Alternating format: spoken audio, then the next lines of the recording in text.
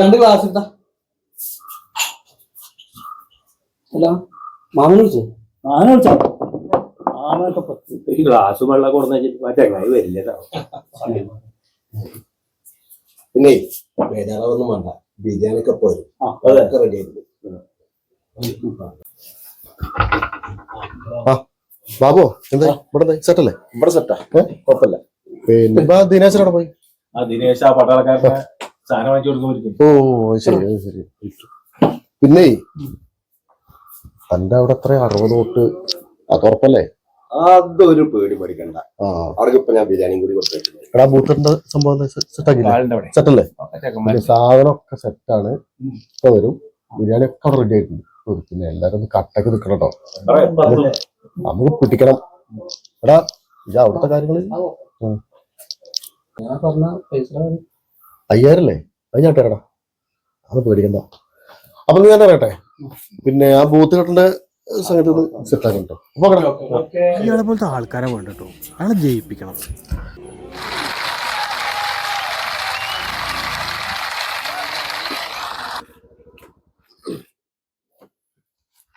ആ അപ്പൊ നമ്മള് പിടിച്ചെടുത്തു. ചെയ്തതിന് കാര്യം ഉണ്ടായിരുന്നു. 10-15 വർഷമായി. ആ പിന്നെന്താ, ബാക്കിയുള്ള കാര്യങ്ങൾ എന്താ വെച്ചാ ഇനി ഇവിടുന്ന് അങ്ങോട്ട്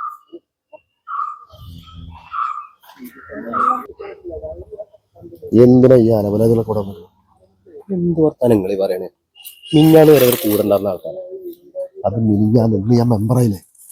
മെമ്പറൊക്കെ ആയത് ഇവര് സഹായിച്ചിട്ടല്ലേ? ഇപ്പൊ എന്താ അലവലാദിക്കണം? ദിനേശ ദുഡിത്തം പറയല്ലേ?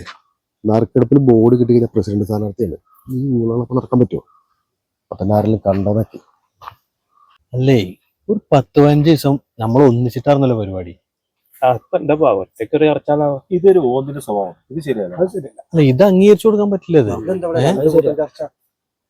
അല്ലേ നേതാവൊക്കെ ഒരു മാറിയ ഈ കൂടെ നിന്നാ മതി.